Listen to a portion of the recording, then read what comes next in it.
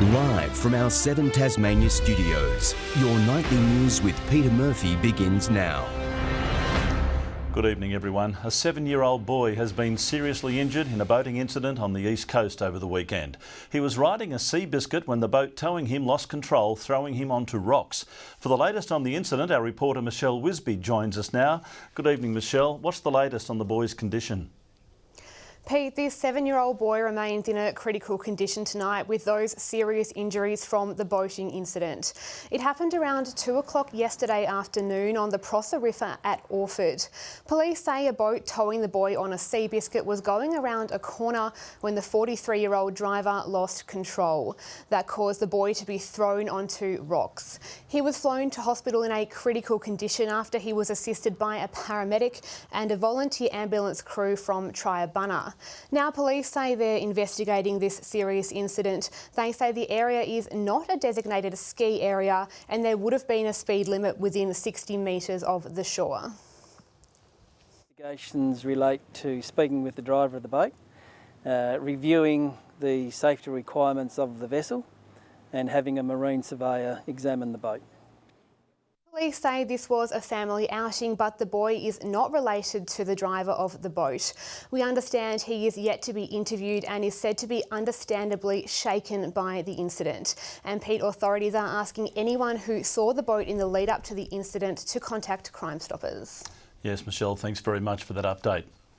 Now, after stopping production 8 years ago, the Beaconsfield gold mine has been thrown a lifeline with NQ Minerals purchasing the facility.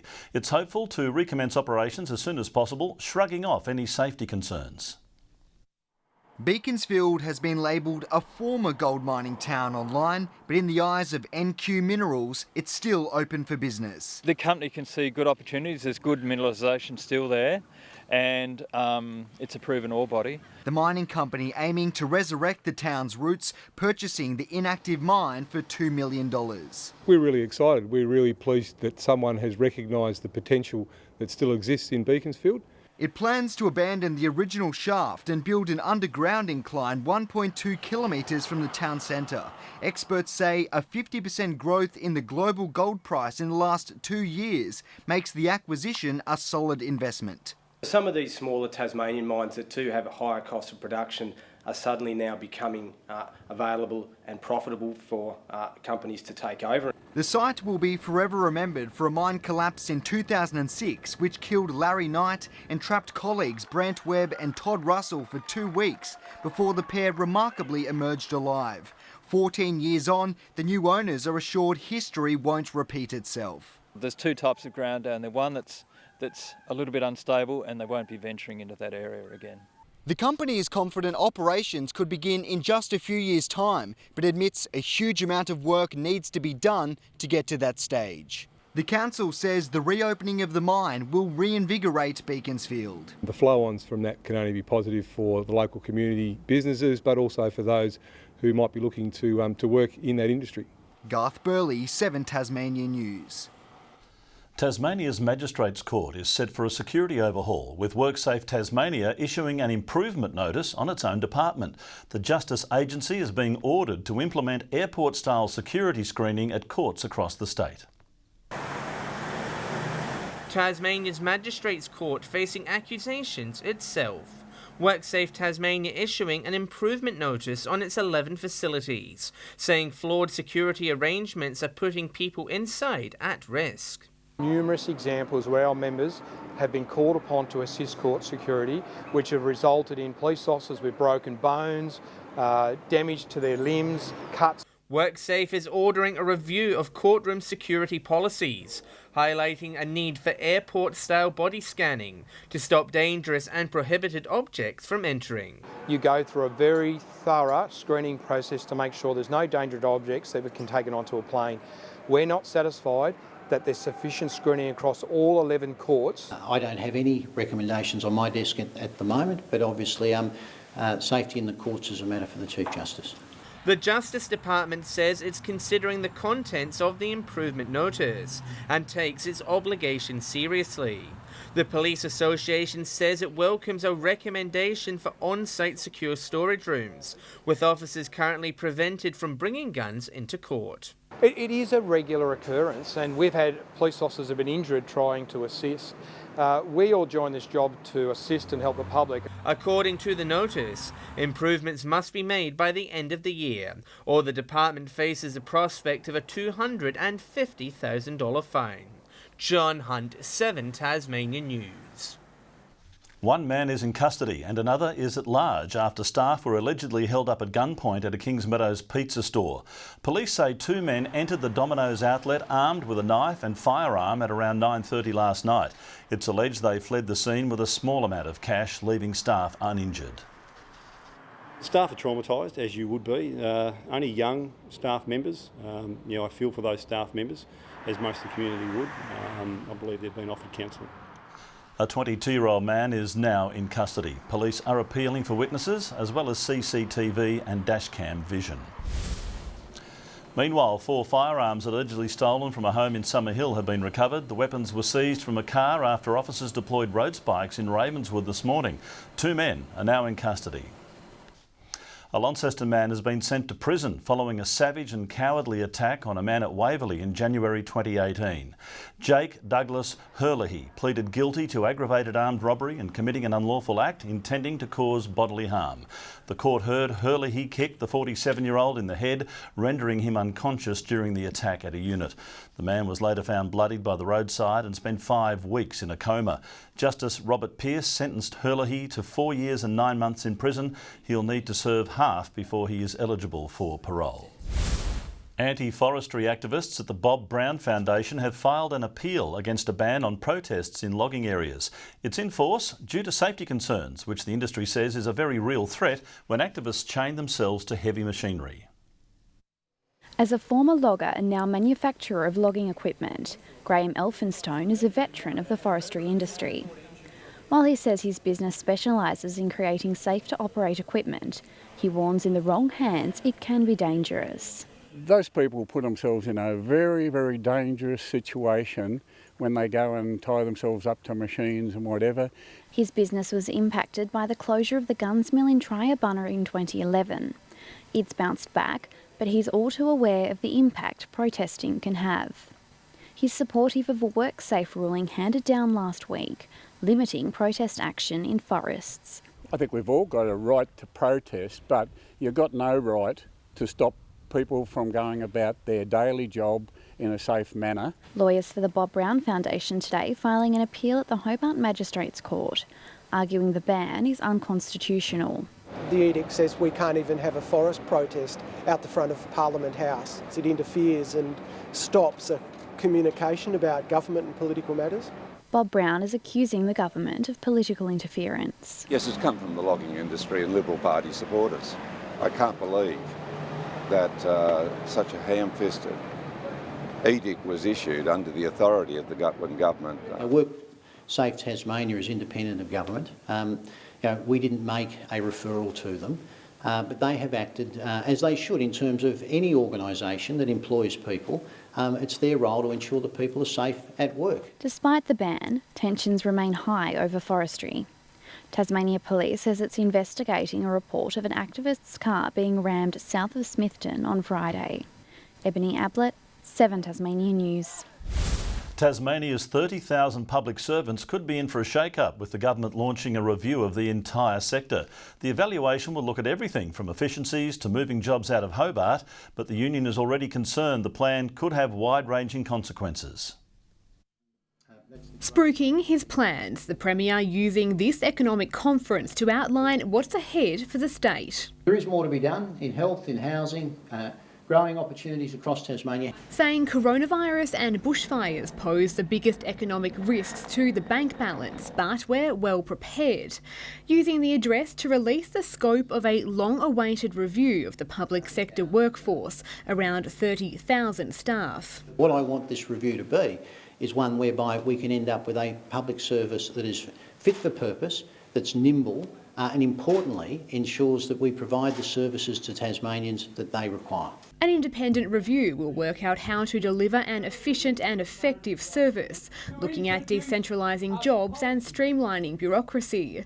But the union's concerned this could be a gateway to privatisation and cuts. What we don't want to see is that efficiencies is through privatisation and job cuts. What we need to see is greater investment in infrastructure, in IT, in digital revolution and in training for public sector employees. Tasmanians should not be fooled by this Treasurer. He is going after frontline services, he's going after jobs to completely cover his incompetence as Treasurer. So we won't see any job losses? Well, again, look, and I want to caution you in terms of that simple political positioning that you're taking there. This is a public sector review.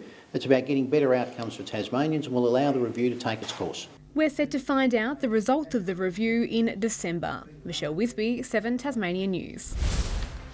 Tasmanians will get the chance to hop on board our famous icebreaker, the Aurora Australis, before its replacement arrives. That's set to be one of the many activities at the 3rd Australian Antarctic Festival in Hobart, celebrating our links to the icy continent. Our aim in this festival is to bring Antarctica home, so you can learn more about it, meet the people who do business there and do science there, and perhaps even get some inspiration for our Tasmanian school kids to see what they might like to do in their career. The festival begins in late July. A new fun day has been launched to celebrate what's great about Launceston's northern suburbs, but there are strings attached. Organisers are hoping to fill the sky with kites over Mowbray for the Dover Oval Open Day. But if the breeze isn't strong, there will still be plenty happening back on Earth. So the opportunity to fly a kite, to play something physical with some friends in a team sport, also the opportunity to learn about bugs from the Queen Victoria Museum and Art Gallery. The event will run from 10 a.m. until 2 p.m. this Saturday. Well, he's usually a run scorer, but now Jake Doran has claims as a bowler. Doran had never bowled in any format before, but he managed to break up a crucial partnership in Tasmania's Sheffield Shield match against Western Australia. The Tigers still have work to do after the visitors finished at 6 for 291 at stumps. After Queensland decimated the Tigers batsmen in their last fixture, Tasmania decided bowling first would be the best option. It seemed to pay off in the 7th over. It's caught the edge of Bancroft's bat and there's a wicket for Sam Rainbird. 2 balls later, Rainbird would strike again, expelling the potentially dangerous Shaun Marsh for a duck. And the game changes complexion in the blink of an eye.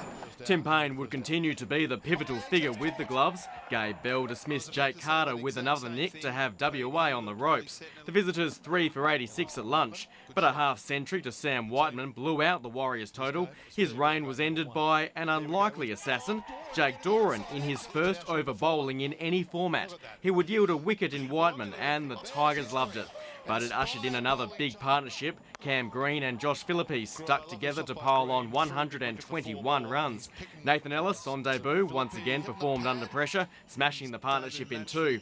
He nearly had Green on 99, making an enthusiastic appeal.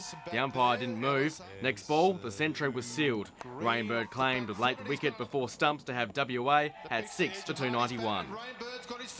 Tasmanian sprinter Jack Hale has been caught up in another disqualification drama. At a meet in Auckland, Hale was hot favourite to take out the 100 metres final before making a false start. Following animated discussions with officials, Hale was allowed to line up again and went on to cross the line first. This time it's a clean start. Osayan Ketia Gill out to a great start too. Hale getting about his work. Osayan Ketia, this is a cracking race. But the 21-year-old's win was overturned an hour later following a review of the video footage which confirmed the false start. It's the second time in 2 weeks Hale has been disqualified after similar scenes at the Canberra Track Classic. 3 Tasmanians have had podium finishes in the opening 2 rounds of the Australian Off-Road Championship. This footage was taken by last year's EJ champion Kyron Bacon. He's now moved up to the E1 class and placed 2nd and 3rd over the 2 days of racing in Toowoomba. Devonport's Jonty Reinders finished 2nd both days in the E3 class, while Dalton Johnson finished 3rd back-to-back in the new 2-stroke class. Locals Kobe Conley, Tate Young and Jack Skeggs are also competing in the junior ranks. Riders now have a 3-week break before heading to New South Wales for rounds 3 and 4. Penguins' Carl Barrett has taken out the 2020 Oceania Snooker Championship after a comprehensive 6-1 win in the best of 11 final in Sydney. Barrett can now compete on the World Snooker Tour. And Richie Porte has started his European season with a podium finish. Porte finished third overall in the two-day Tour de Var in southern France. Good evening. 24 was the state's top today in Launceston, 21 across Hobart and Devonport, Burnie 20. A high of 20 across Low Head, St Helens and Friendly Beaches, Ooze 23 and Grove 22. On the close-up shows a band of middle-level cloud across Tasmania. Further out, Tropical Cyclone Esther is near the Northern Territory Queensland border and is expected to move westwards into the Northern Territory tonight. Tomorrow, the front to the southwest of Tasmania is expected to weaken ahead of another approaching front to the southwest. North to northwesterly winds 10 to 20 knots tomorrow, swells up to 3 metres in the west and south and below 1 metre in the north. A strong wind warning is current for southern coastal waters from Tasman Island to Low Rocky Point and also for the southwest lakes. Tomorrow's forecast now: Hobart sunny, 21 in Adventure Bay, Tarraleah a high of 23. In the north, showers developing and 24 in Launceston, showers and 22 about Devonport and Bridport. Burnie tomorrow 22 and showers, a high of 21 across Strawn and Marrawar. St Helens showers and 25, 27 in Swansea and Whitemark 24. The UV forecast very high 8s across the state. Looking ahead to the 3-day forecast: Wednesday, showers about the west and south extending throughout the morning. Thursday, showers about the west, south and central parts with possible showers about the north. And Friday, more showers about the west, south and central parts, easing to the west and far south in the evening. Capital cities, mostly sunny and 29 at Adelaide tomorrow. Melbourne 31 and a shower or two at Brisbane. And currently Hobart 20, mostly cloudy, Launceston 21 and Devonport 18 and mostly cloudy. That's all in weather tonight, Murph. I will have some updates for you later. Thanks for joining us this evening. Good night.